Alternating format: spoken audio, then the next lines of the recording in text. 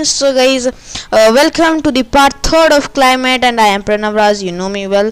Guys, part third climate का बहुत ज़्यादा लेट है क्योंकि कुछ रीज़न से. सो गाइज, क्लाइमेट का पार्ट थर्ड को बिना किसी देरी के स्टार्ट करते हैं और इसके पहली कंटेंट देखते हैं. What are the content?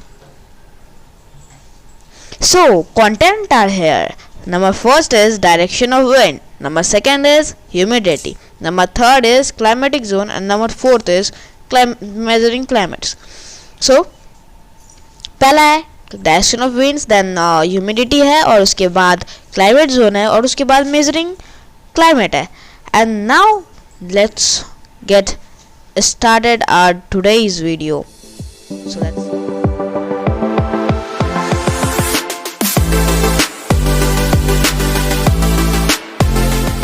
first is direction of wind. So wind are caused by the uneven heating of the air around the earth. So this picture जो आपको यहाँ पे शो कर रहा है, जो winds है ये cause होता है uneven heating earth का. जो हमारा uneven heating है उसके वजह से ये जो है air जो है around earth, ठीक है, uneven heating of the air around the earth. winds इसलिए बनता है क्योंकि uneven heating होता है इसके वजह से. uneven heating जो होता है एयर का, इसके वजह से warm air rise and it is replaced by the cooler air. जो warm air है वो ऊपर उठता है और वो cooler air से यानी ठंडा एयर से बदल जाता है. wind following from the sea bring cool and moist weather. यानी जो विंड है, जो ब्लो करता है सी से, bring cool and moist weather, वो जो है ठंडा और moist weather लाता है. wind flowing from hot areas rise the temperature while those flowing from the cold areas decreases the temperature. जब विंड जो हॉट एरिया से राइज होता है यानी उठता है, वो rise the temperature while those flowing, वो जो है जो विंड हॉट एरिया से उड़ता है वो हॉट कर देता है, जबकि जो विंड कोल्ड एरिया से उठता है वो टेम्परेचर डिक्रीज कर देता है, ठीक है, यानी थोड़ा ठंडा कर देता है माइनस में. Sometimes winds bring moisture laden clouds with them which result is rainfall. Sometimes ये कुछ समय कभी कभार होता है जब विंड जो है मोस्ट लेडन क्लाउड को ला लेता है. moisturized laden clouds have written that cloud को लाता है जो कि रिजल्ट आपके सामने है रेनफॉल.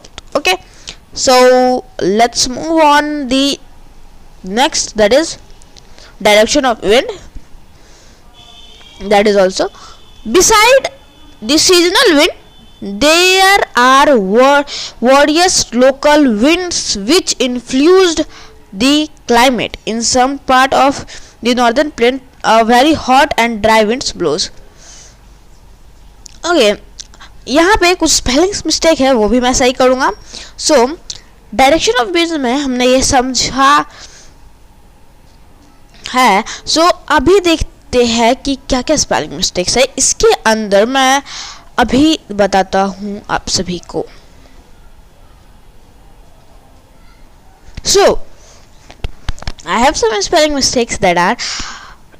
सो यहाँ पे आपने यहाँ 2 दिख रहा होगा, ये 2 नहीं है, यहाँ पे है लू, ठीक है, लू, L-O-O. Okay, loo. What is loo? I will tell you after a few minutes.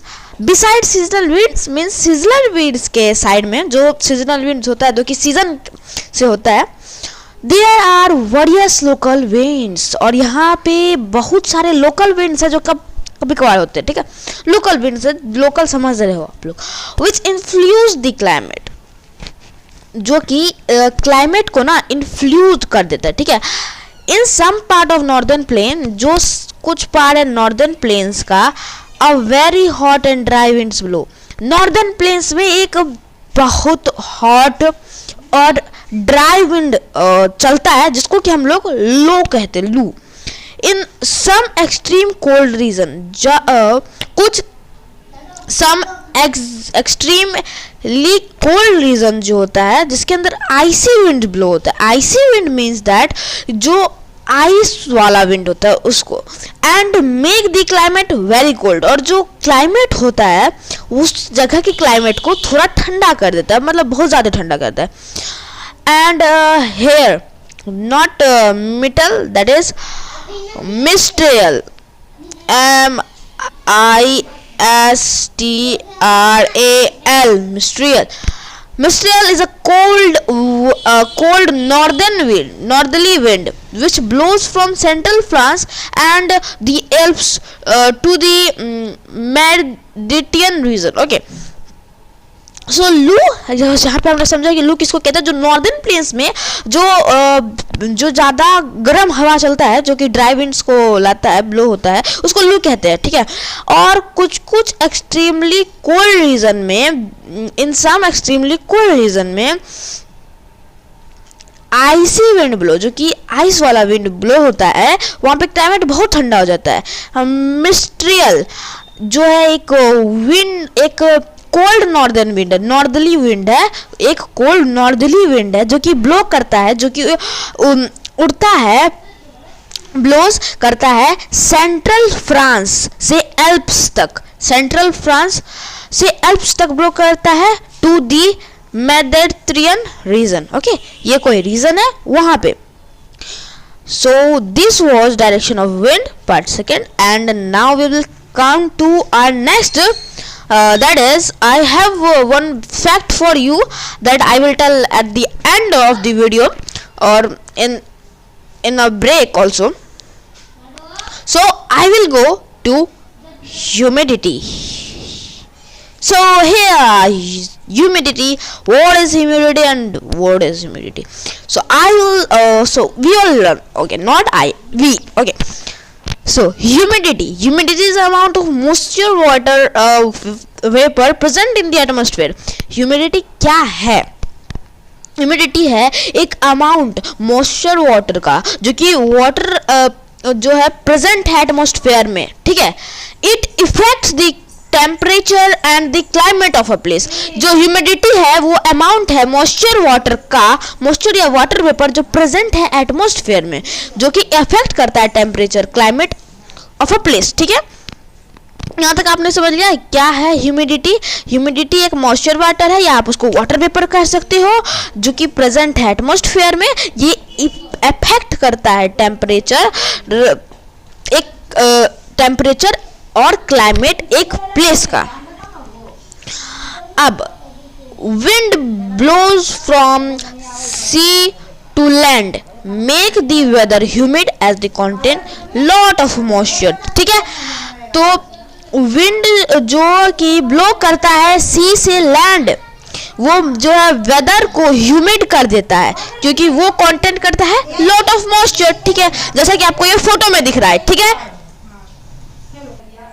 सो ये तो आपने समझ लिया, जो आपको यहाँ पे फोटो दिखाई दे रहा है, विंड ब्लोइंग फ्रॉम द सी, जो सी से लैंड की ओर विंड चलता है। आपको यहाँ पे एक छोटा सा साइकिल दिखाया जाएगा, कंटेंट करता है लॉट ऑफ मॉइस्चर वाटर, ठीक है।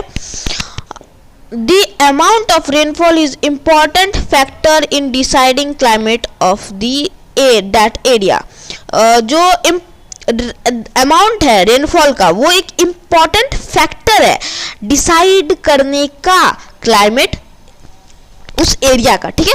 Some places experience rainfall throughout the year, जो कुछ जगह है वहां पे रेनफॉल थ्रू आउट ईयर होते रहते, ठीक है, बहुत ज्यादा रेनफॉल होते हैं। Some place have rainfall in summer while some in winter. So कुछ जगह ऐसे होते हैं जहाँ पे ना समर में रेनफॉल होंगे एंड कुछ प्लेस ऐसे होते हैं जहाँ पे विंटर में रेनफॉल होंगे, ठीक है। At some places there is snowfall along with rainfall. कुछ जगह ऐसे होते हैं ना जहाँ पे स्नोफॉल भी होता है और रेनफॉल भी होता है। Thus disturbing of the rainfall plays an important role in deciding the nature of climate. Okay. ये जो है रेनफॉल, ये एक बहुत इंपॉर्टेंट रोल प्ले करता है। क्या बहुत इंपॉर्टेंट रोल? क्या डिसाइड करने में नेचर ऑफ क्लाइमेट, कि क्लाइमेट का क्या नेचर है उसको डिसाइड करने के लिए जो इंपॉर्टेंट रोल प्ले करता है वो है रेनफॉल। आप लोग तो ये समझ लिया, समझ में आ गया ह्यूमिडिटी क्या है। तो अब जो मैं फैक्ट की बात कर रहा था वो देखो, Himalaya is the climate barrier, climate एक barrier between the Indian subcontinent and Central Asia as it protects us from the cold wind blowing from the north। Himalaya जो एक क्लाइमेट बैरियर है जो कि इंडियन सबकॉन्टिनेंट और सेंट्रल एशिया के जो हवा कोल्ड विंड आता है उससे हम लोग को बचाता है नॉर्थ में, ठीक है। सो ये था आपका फैक्ट। चलिए अब हम लोग अगला की ओर बढ़ते हैं। What is that? We have to see. So that is climatic zone. Okay, climatic zone। चलो, इसके लिए ना आपको एक बहुत बड़ा डायग्राम के ऊपर आपको पहले ये समझना होगा कि जोन्स समझना होगा, ठीक है, जोन्स। अब उस जोन्स का फोटो आपके स्क्रीन पर दिखाया जाए भाई, ठीक है। क्या आपकी स्क्रीन पर एक फोटो आ रहा है? हाँ आ रहा है। देखना उसके ऊपर जो सबसे ऊपर में होगा वहां पे होगा north frigid zone, right, it is north frigid zone. और उसके नीचे लाइन खींचा होगा जहां पे लिखा होगा आर्टिक सर्कल 66 1/2 डिग्री नॉर्थ। तो जो आर्टिक सर्कल है, सी है, जो आर्टिक सर्कल है वहां लिखा हुआ है 66 1/2 डिग्री नॉर्थ लिखा हुआ है, ठीक है। उसके नीचे है नॉर्थ टेम्परेट जोन। ये याद रखना, अभी ये टॉरिड टेम्परेट ये क्या है ये सब अभी आपको समझ में आने वाला है। आप सिर्फ इतना याद रखो कि आर्टिक सर्कल कहाँ पे है और फिर ट्रॉपिक ऑफ कैंसर नीचे लिखा होगा ब्लू कलर से, ब्लू कलर से ट्रॉपिक ऑफ कैंसर लिखा होगा, उसका वहां पे आपको लोकेशन दिया होगा और वो कहाँ पे है? नॉर्थ में। ये बात याद रखना, नॉर्थ और साउथ का कंफ्यूजन हो जाएगा। ट्रॉपिक ऑफ कैंसर और आर्टिक सर्कल नॉर्थ में है और ट्रॉपिक ऑफ कैप्रिकॉर्न और अंटार्कटिक सर्कल साउथ में है और उसका लोकेशन भी बस वहीं पे है, मैच करता है, मतलब 66 1/2 डिग्री साउथ हो जाएगा अंटार्कटिक सर्कल का। और जो ट्रॉपिक ऑफ कैप्रिकॉर्न है उसका हो जाएगा 23 1/2 डिग्री साउथ। सिंपल। आपको समझ में आया कि नहीं मुझे कमेंट में बताना ये बात। तो मैं इसको एक बार फिर से करवा दूंगा एक अलग वीडियो में इसका कि क्लाइमेट जोन थोड़ा करवा दूंगा थोड़े और अच्छे तरीके से जिसको कि आपको समझ में आ जाए। तो अभी हम लोग on the basis of the temperature, तो भाई पिक्चर को हटाओ, ठीक है। On the basis of the temperature and rainfall the earth can be divided into 3 climatic zone. Temperature के बेसिस से और रेनफॉल के बेसिस से जो अर्थ है वो डिवाइड हो सकता है 3 क्लाइमेट जोन में। कितने? 3 क्लाइमेट जोन में, ठीक है। The torrid zone, the temperate zone, ठीक है। टॉरिड जोन को हम लोग ट्रॉपिकल जोन भी कहते हैं, टॉरिड जोन को हम लोग ट्रॉपिकल जोन भी कहते हैं। दी फ्रिजिड जोन और पोलर जोन। चलो चलो चलो, समझ में आया कि पोलर जोन ये 3 है, ठीक है। अब रुको एक बार फिर से पिक्चर देखो, पिक्चर प्रकट किया जाए। सो ये रहा पिक्चर। अब देखो इसके सबसे टॉप में होगा नॉर्थ पोल और देखना वहां पे कहीं लिखा होगा इक्वाटर। इक्वेटर वो 0 डिग्री होता है, ठीक है। इक्वेटर 0 डिग्री होता है जो कि अर्थ को डिवाइड करता है 2 पार्ट में, एक नॉर्थ पोल ऊपर में लिखा होगा, एक साउथ पोल लिखा हुआ नीचे में, ठीक है। इसके अंदर बटा हुआ होगा torrid zone, south temperate zone, फिर साउथ फ्रिजिड जोन, फिर north temperate zone, torrid zone, फिर नॉर्थ फ्रिजिड जोन और इसके बीच में होगा Arctic Circle, Tropic of Cancer, उसका लोकेशन आपके बगल में दिया होगा। उसके बाद ट्रॉपिक ऑफ कैप्रिकॉर्न दिया होगा और अंटार्कटिक सर्कल दिया होगा इक्वाटर के नीचे यानी साउथ पोल के बीच में। चलो आपको ये समझ में आ गया। तो पिक्चर हटाओ भाई, तो पिक्चर हट चुका है। अब हम लोग समझते हैं टॉरिड और ट्रॉपिकल जोन को। तो थोड़ा जूम करके दिखा दो टॉरिड जोन या ट्रॉपिकल जोन कहाँ है। सो ये गौर कीजिए, ये है हमारा टॉरिड और टेम्परेट जोन, इक्वाटर के बीच से डिवाइड होता है, ठीक है, जो आपको येलो कलर में दिख रहा है। अब चलो इसको हटाओ। हाँ, तो टॉरिड और टेम्परेट ट्रॉपिकल जोन में this zone includes the area between the Tropic of Cancer. ये जो जोन है ये एरिया इंक्लूड करता है ट्रॉपिक ऑफ कैंसर। मैंने क्या कहा था, ट्रॉपिक ऑफ कैंसर जो था, आपको पता था कि ट्रॉपिक ऑफ कैंसर कितने में होता है, 23 1/2 डिग्री नॉर्थ। मैंने अभी जस्ट दिखाया है, आपको पता है ना कि Tropic of Cancer 23 1/2 degree north में है, और ट्रॉपिक ऑफ कैप्रिकॉर्न भी वही है 23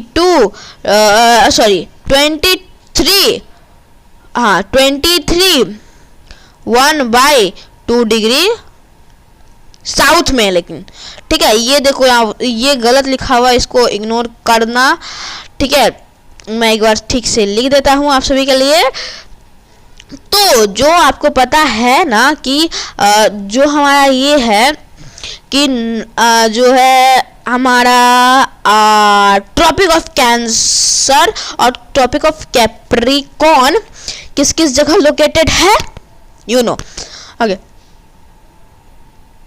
सो ट्रॉपिक ऑफ कैंसर ना ये लोकेटेड है, यहाँ देख लो मैं लिख दे रहा हूँ 23 1/2 डिग्री नॉर्थ, और ट्रॉपिक ऑफ कैप्रिकॉर्न लोकेटेड है 23 1/2 डिग्री साउथ।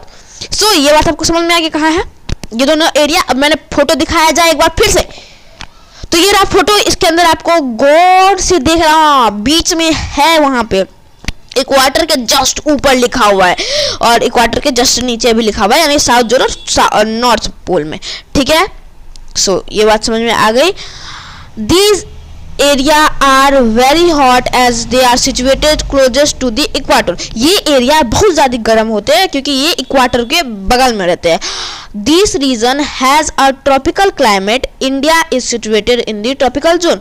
जो ये रीजन होते हैं इनके पास एक ट्रॉपिकल क्लाइमेट होता है और इंडिया इन्हीं के बीच में, यही ट्रॉपिकल जोन के बीच में है, यानी इंडिया में आता है। ठीक है, अब देखो दी टेम्परेट जोन हम लोग समझने वाले हैं। टेम्परेट जोन का फोटो दिखा दो। तो ये रहा टेम्परेट जोन, ये नॉर्थ वाला है, ये साउथ वाला है, आपको दिख रहा होगा ऊपर और नीचे का डिफरेंस। अब चलो इसके बारे में जानते हैं, हटाओ। अब देखो this zones include areas between the torrid zone. This zone includes the area between the torrid zone. Torrid zone का एक जो एरिया लेता है उसको क्या कहते हैं, टेम्परेट जोन। और टॉरिड जोन कहाँ पे है, सिंपल ट्रॉपिक ऑफ कैंसर और ट्रॉपिक ऑफ कैप्रिकॉर्न के ऊपर या ठीक है, बिटवीन में। ठीक है, चलिए अब हम लोग आगे में जो क्लाइमेट जोन पढ़ने वाले हैं उस टेम्परेट जोन का आधा भी हम लोग पढ़ चुके हैं, तो टेम्परेट जोन से आगे कंटिन्यू करते हैं। हाँ, तो ये रहा एंड द फ्रिजिड जोन। ये जो है ये एरिया कहाँ कहाँ कवर करता है, एक बार पीछे जाके देखते हैं। टॉरिड जोन और ये रहा ह्यूमिडिटी नहीं है यहाँ पे क्लाइमेट जोन है। फ्रिजिड जोन, ओके, ये एरिया ना कवर करता है कहाँ कहाँ, जरा देखो तो ये कट कर देना, या क्लाइमेट जोन है ये, पहला टॉरिड जोन के पास और दूसरा फ्रिजिड जोन के पास। ठीक है, एरिया कवर करता है। This region lying between the Tropic of Cancer. Tropic of Cancer पता है आप लोगों को, और आर्टिक सर्कल भी पता ही है। तो ट्रॉपिक ऑफ जो कैंसर है वो कहाँ है, वो है 23 1/2 डिग्री क्या है, नॉर्थ में। और आर्टिक सर्कल कहाँ है, आर्टिक सर्कल 66 1/2 डिग्री नॉर्थ। ठीक है, अब यहाँ आपको फोटो दिखाया जा रहा है, तो ये देखिए वीडियो दिखाया जा रहा है, तो ये देखिए यहाँ पे फोटो दिखाया जा रहा है। सॉरी आपको फोटो दिखाया जा रहा है, तो इसके अंदर प्लीज वहाँ पे जूम किया जाए जहाँ पे ट्रॉपिक ऑफ कैंसर और आर्टिक सर्कल लिखा हुआ है। सो ये रहा आपको ट्रॉपिक ऑफ कैंसर का और ये रहा आर्टिक सर्कल का।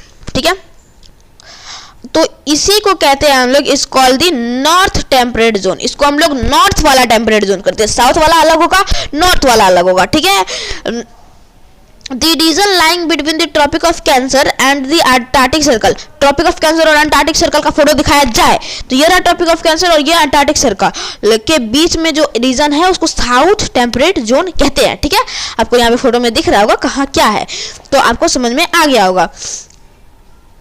temperate zone as compared to other two zone, the region of temperate zone have a mild climate. Okay, I have to this region between the tropic of cancer and mild climate. Okay, mild here is written, mild climate, it has mild climate. Okay,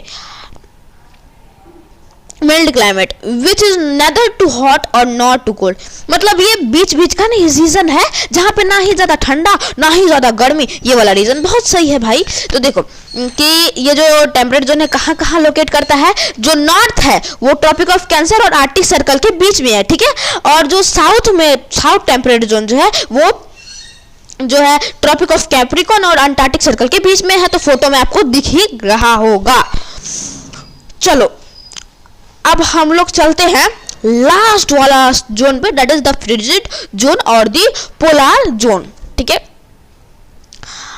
it include the region around the north pole and south pole. ये जो include करता है ये north pole यानी NP और south pole, photo देखिए आपको समझ में आ जाएगा फोटो के अंदर, या नॉर्थ पोल और साउथ पोल के बीच में एरिया कवर करता है। The area lie between Arctic circle के बीच में करता है लाई। यहाँ पे फोटो में आपको आर्कटिक सर्कल जूम करके दिखाया जाए तो ये आर्कटिक सर्कल के जस्ट ऊपर में यही है, और फिर ये नॉर्थ पोल में है जो कि आर्कटिक सर्कल कितना पे होता है 90 डिग्री पे, मतलब नॉर्थ पोल कितना पे है 90 डिग्री पे। ठीक है, 90 डिग्री। ठीक है, आर्कटिक सर्कल के पास ये है। ठीक है, नॉर्थ फ्रिजिड जोन और ये एंटी नॉर्थ पोल, यानी नॉर्थ पोल और आर्कटिक सर्कल के बीच में जो रीजन है उसको नॉर्थ फ्रिजिड जोन कहते हैं, और जो नॉर्थ पोल है वो है 90 degree. It is called the north frigid zone. इसको नॉर्थ फ्रिजिड जोन कह देते हैं जो एरिया अंटार्कटिक सर्कल और साउथ पोल के बीच में, यानी अंटार्कटिक सर्कल यहाँ पे आपको दिख रहा है और साउथ पोल के बीच में जो एरिया होता है उसको कहते हैं साउथ टेम्परेट जोन। आपको समझ गए? Both these areas have a polar climate which makes the area very cold. ये जो होता है ये जगह ये बहुत पोलर क्लाइमेट होता है और जो कि इस एरिया को वेरी कोल्ड बनाता है। सो प्लीज वापस लाया जाए। तो फोटो हट चुका है और आपको समझ में आ गया है तो ठीक है, और कमेंट में मुझे लिखो भाई, लिखोगी समझ में आया कि नहीं, नहीं तो अगला वीडियो में फिर बनाऊंगा, इसी के ऊपर बनाऊंगा और इस पर पूरा डिटेल पे बात करेंगे। So measuring climates. Measuring climates के अंदर क्या आता है? As we know in order to determine the climate of a place we have to take into account the temperature and the pressure as well as the amount of rainfall received by the place। हमें ये पता है कि climate को check करने के लिए एक प्लेस का हम लोग को उसका रेनफॉल चाहिए होता है। These things have to, ये जो है मेजर करने के लिए रिकॉर्डेड करना पड़ता है, मतलब मेजर करना एक होता है इसको सिग्निफिकेंटली। डिफरेंट इंस्ट्रूमेंट्स, जो बहुत सारे अलग अलग प्रकार के इंस्ट्रूमेंट्स हैं जो कि उन्हें मेजर करने के लिए मदद आते हैं, वो देखते हैं हम लोग। So let's move on that. So thermometer जो है वो मेजर किया जाता है टेम्परेचर के लिए। इट इज वो जो है मेजर किया जाता है डिग्री में। There are different scales for measuring the temperature. जो हमारा डिफरेंट स्केल्स है मेजरिंग करने के लिए टेम्परेचर का, वो है सेल्सियस डिग्री सी, ओके, और फ़ारेनहाइट डिग्री एफ। ठीक है, बैरोमीटर। अब barometer is used to measure the atmospheric pressure. ये जो बैरोमीटर है ना, इसके नाम से ही पता चल रहा है कि ये एटमॉस्फेयर का प्रेशर नापने के लिए है। It can measure the pressure extracted by the thermosphere by using water and और मर्क्यूरी। तो इसको जो है एटमॉस्फेयर, सॉरी यहाँ थर्मोस्फेयर नहीं है, यहाँ एटमॉस्फेयर है। ए यहाँ पे छूट चुका है, तो यहाँ देखिए ए यहाँ पे है। सो एटमॉस्फेयर बाय यूजिंग, और ये एटमॉस्फेयर का नाप सकता है, एक्सट्रैक्ट कर सकता है प्रेशर वाटर, एयर और मर्करी के द्वारा। अब हम लोग चलते हैं रेन गोज पे। सो प्लीज रेन गोज को लाया जाए। तो रेन गोज ये रहा, ये थर्मोमीटर यहाँ पे गलती से लिखाया हुआ है। The rainfall of area is measured by with the help of rain gauge. जो रेनफॉल है उसको जो है वो हेल्प जो उसको मापा जाता है वो है रेन गॉज के द्वारा। Rain gauge is also known as the udometer and pluviometer. जो रेन गॉज है उसको यूडोमीटर या प्लेवोमीटर भी कहा जाता है। यहाँ पे ऑल्सो नोन यहाँ पे लिखा हुआ है, यहाँ कुछ स्पेलिंग मिस्टेक्स है। It is an instrument used by meteorologists to gather and measure the amount of rain over a set period of time। ये जो है मेट्रोलॉजिस्ट के द्वारा यूज किया जाता है ताकि ये मेजर कर सके जो अमाउंट है रेनफॉल का उस पीरियड ऑफ टाइम के लिए, ठीक है। सो गाइज ये तो था आपको मेजरिंग क्लाइमेट का। इसके बाद आता है ग्लोबल वार्मिंग और इसके ऊपर बहुत अच्छे से डिस्कशन होना चाहिए, तो इसके लिए मैं अलग वीडियो लाने वाला हूँ। एंड गाइज जो भी इस वीडियो को अभी तक वॉच किए हैं उसके लिए थैंक यू वेरी मच। तो आज की वीडियो को एंड करने का टाइम आ चुका है। So thank you guys for watching this video and like subscribe it and I will make next video on global warming. So please guys को like subscribe और शेयर कर देना और तब तक लिए जय हिंद।